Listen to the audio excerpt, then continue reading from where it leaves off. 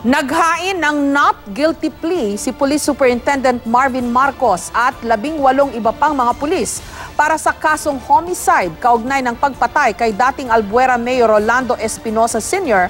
at isa pang inmate. Sabay-sabay na dumating sa Baybay City Regional Trial Court ang mga akusado. Hindi naman nakasipot sa arraignment ang sinuang miyembro ng pamilya Espinosa, pati na ang kanilang abogado. Murder ang orihinal na kaso laban sa mga akusado.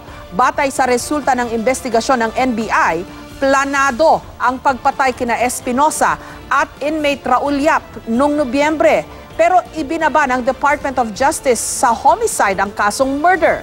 Umani ng batikos ang desisyon ng DOJ. Ayon sa ilang senador, hindi dapat nakikialam ang DOJ sa kaso.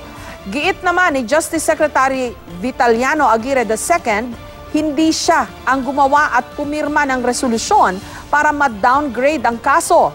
Pero tiwala raw siya sa naging desisyon ni DOJ Undersecretary Reynante Orseo.